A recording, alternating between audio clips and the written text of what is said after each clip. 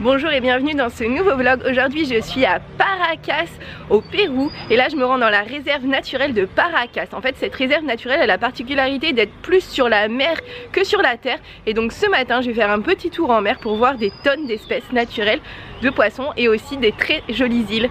Alors on nous emmène au port et là je suis en train de faire la queue. En fait j'ai l'impression que peu importe avec quelle agence de voyage vous faites le tour, vous arrivez toujours à faire la queue pour prendre le même type d'embarcation. Donc au moins comme ça vous savez que le prix que vous payez, vous avez la même chose quel que soit. Le port est très mignon, c'est la première fois que je le vois, j'ai pas encore eu l'occasion.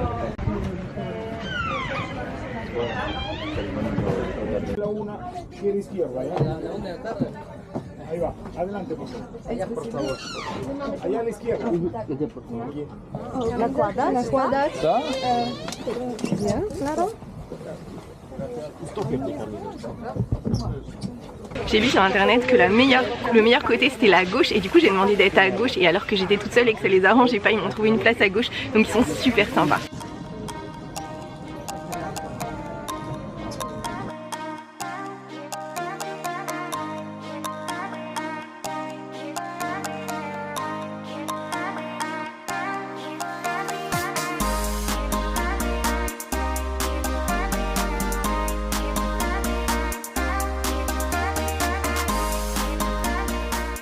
Le tour est parti et la première étape c'est d'aller voir le célèbre chandelier.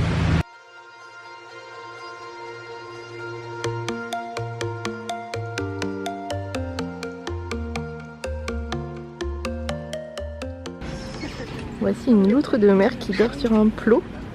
On la voit hyper près. Hein.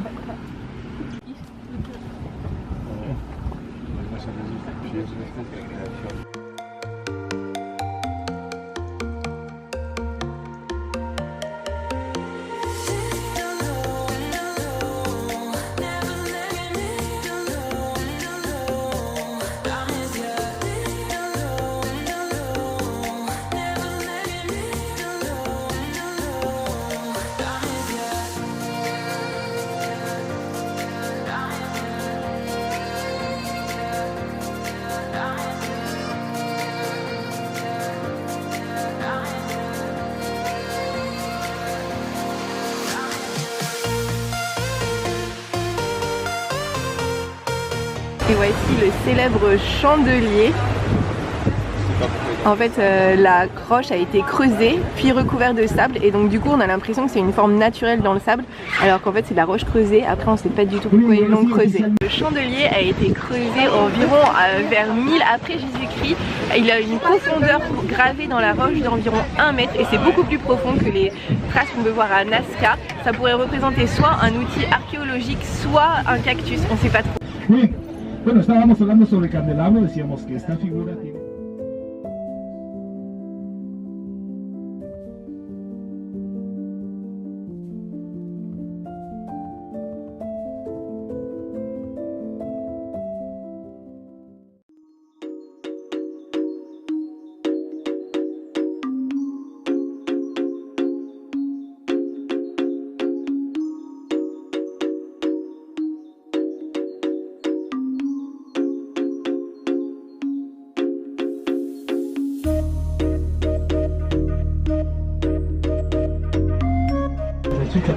Là il y a 2 pingouins en plein milieu de mon écran, je sais pas si vous voyez, c'est trop bien.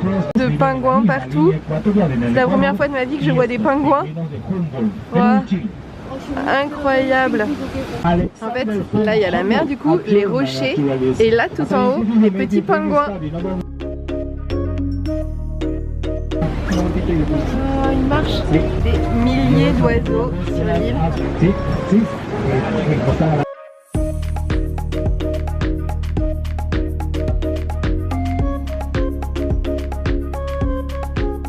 J'ai vu des pingouins, c'est la première fois de ma vie que je vois des pingouins et apparemment on a beaucoup de chance parce qu'il n'y en a pas tout le temps. Parfois ils sont plus sur l'île et on peut pas les voir comme ça.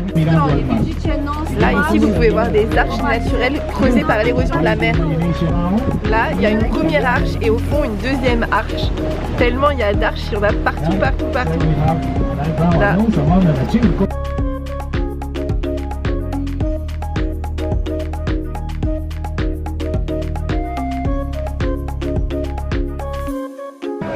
Là on on peut voir un pingouin encore une fois au milieu de mon écran. Voilà. Tout à l'heure il marchait, il regarde. Peut-être qu'il nous voit. La roche est tellement incroyable, érodée par la mer, c'est ouf.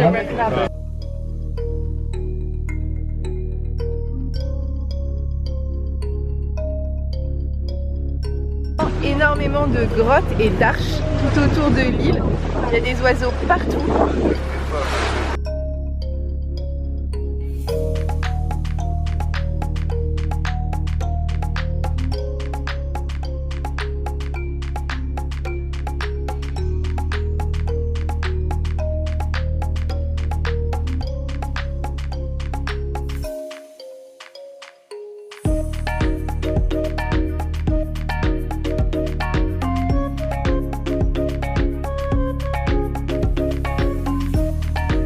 On voit des tas d'oiseaux partout, des tonnes d'oiseaux. Je suis pas sûre d'avoir compris ce qu'a dit le guide, mais en fait ça sent très mauvais ici. Et apparemment c'est parce qu'il y a plein de caca d'oiseaux. Et apparemment le Pérou est le premier producteur de caca d'oiseaux au monde. Et c'est une grande part de son économie. Je suis pas sûre d'avoir compris, c'est hyper bizarre, non? Les excréments s'appellent le guano, c'est un engrais hyper puissant exporté dans le monde entier. Il est aujourd'hui ramassé toujours à la main comme du temps des Incas. Seules des personnes très robustes peuvent le ramasser.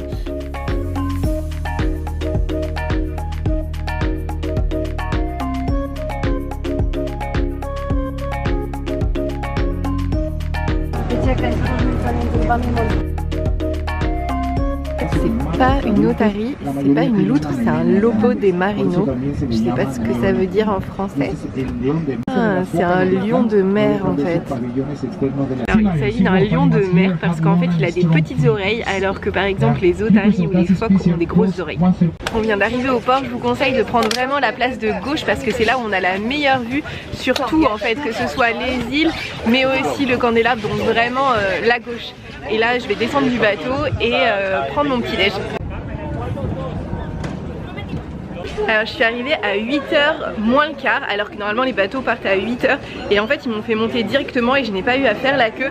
Donc et en plus de ça j'étais dans le premier bateau, ce qui fait qu'il n'y avait pas de bateau avant qui gâchait la vue, alors que là il est 10h et en fait il y a plein de monde et apparemment il faut faire la queue. Donc arriver tôt et même avant l'heure de départ. Concernant le prix, le billet coûte 30 soles et en plus il faut payer 11 soles pour rentrer dans le parc et 5 soles pour avoir le droit de monter dans un bateau, ce qui fait qu'au total cette excursion m'a coûté 46 soles. La plage du centre-ville de Paracas est plutôt agréable parce que c'est du sable fin par terre et que grâce à la péninsule qui protège des vagues assez fortes en fait de l'océan Pacifique, et ben la mer ici est super calme, donc c'est un endroit très agréable pour se baigner. Le seul petit défaut c'est que du coup c'est aussi un port et donc il y a plein de bateaux, et le deuxième défaut c'est que l'après-midi il y a beaucoup de monde. Je ne saurais trop que vous recommander de faire cette excursion parce que c'est juste génial. En fait on peut voir des tonnes d'animaux et c'est pas ils vous les vendent et vous les voyez pas. C'est là en l'occurrence j'ai vu un lion de mer, enfin 2 lions de mer pour la première fois, des pingouins pour la première fois, des tonnes d'oiseaux et c'était magnifique, mais au-delà d'être beau c'était vraiment habité par les animaux.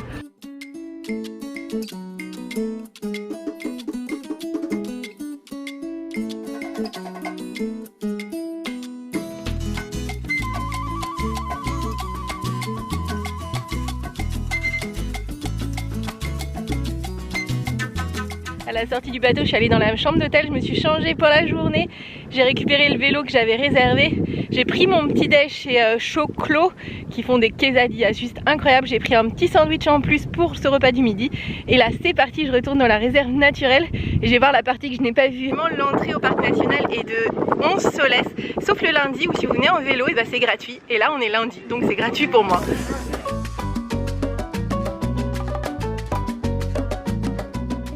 Après 6 km 800, j'arrive à mon premier point, c'est un endroit où apparemment on peut voir des flamants roses et j'adore. Ici vous avez le centre d'interprétation, le musée, et j'ai pu déposer mon vélo ici parce que le gardien m'a dit qu'il le surveillait.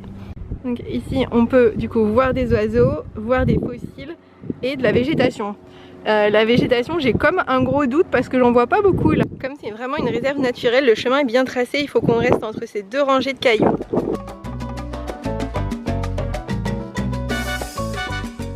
Dans ce désert, il y a quelques plantes qui survivent. C'est vraiment des buissons à ras du sol, c'est très primitif. On peut vraiment voir pas mal de flamants roses, de très très loin pour pas les déranger, et plein d'oiseaux. Moi je croyais que j'allais voir aucun oiseau et en fait il y en a plein, ils sont très très loin mais il y a beaucoup de flamants roses et plein de petits autres oiseaux. Je suis au niveau du centre d'interprétation de Paracas, il nous explique différentes choses sur la réserve, notamment les pingouins que j'ai vus tout à l'heure. C'est une espèce extrêmement spécifique parce que sur les 18 espèces qui existent, c'est la seule qui vit dans les zones chaudes et désertiques comme ici. C'est pour ça qu'il y a des pingouins alors qu'il fait chaud. Ensuite il y a énormément d'espèces, il y a notamment 216 espèces différentes d'oiseaux.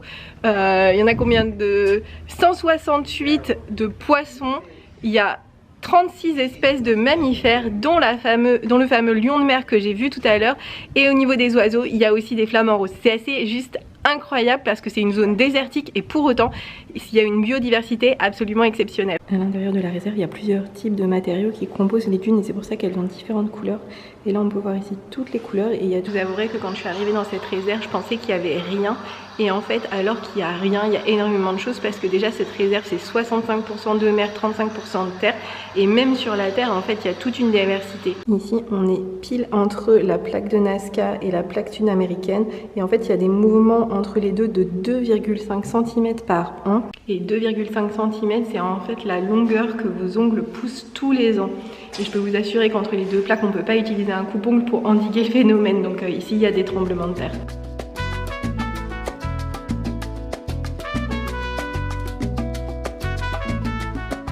Après 13 km, je suis arrivée à la plage de sable rouge. Alors le vent était de face tout le temps, ça a été hyper difficile. Je pense que j'ai pas battu des records de vitesse, mais en tout cas des records d'effort, ça c'est sûr.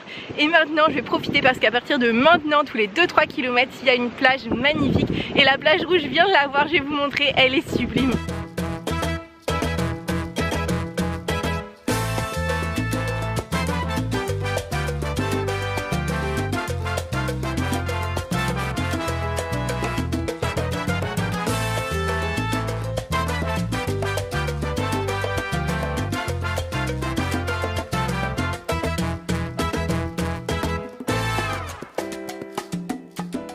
La terre est rouge, c'est parce que ça provient d'une éruption volcanique qui avait du magma rouge tout simplement, et c'est une plage unique, c'est la seule plage de sable rouge du Pérou. Entre le jaune, le rouge, le bleu du Pacifique et le bleu du ciel, c'est magnifique. Alors malheureusement il est interdit d'aller sur cette plage, du coup direction la suivante. Ici la plupart des gens en fait utilisent des buggy comme ça. Regardez, là-bas aussi, et je suis la seule en vélo.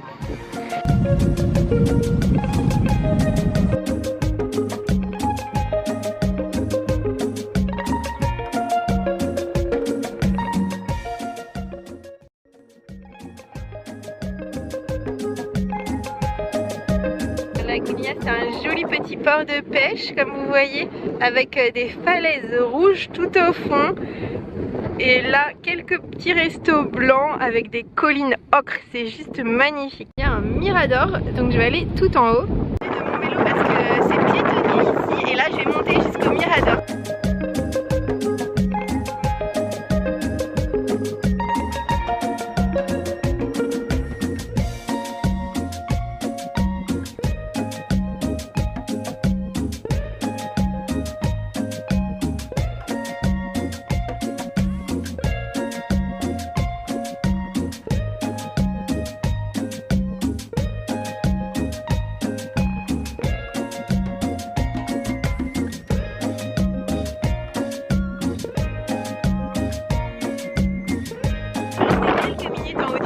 Manger le petit sandwich que je m'étais acheté ce matin. Il paraît qu'ici les restos à l'intérieur de la réserve sont peu nombreux, il doit y en avoir 5 et très cher et pas très bon. Donc c'est pour ça que j'avais pris un sandwich et il était délicieux.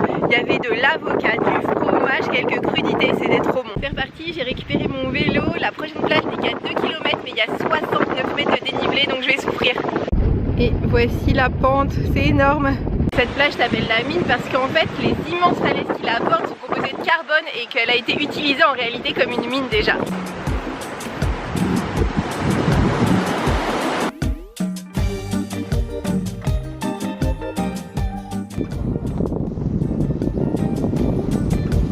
La plage est super jolie malheureusement. En fait l'eau est vraiment très froide parce qu'il y a un courant courant d'air froid qui remonte, qui apporte plein de plancton, qui est très bonne évidemment pour les poissons, mais qui est très mauvaise pour les touristes comme moi.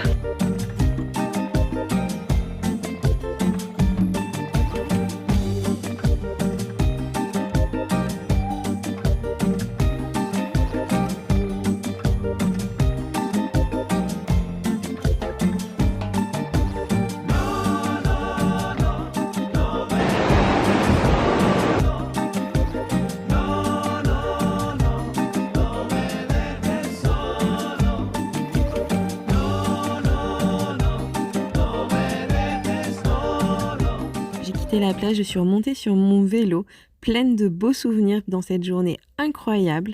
C'est donc la fin de ce vlog, merci de l'avoir regardé jusqu'ici. N'hésitez pas à le liker si vous l'avez aimé et à vous abonner pour voir celui de la semaine prochaine.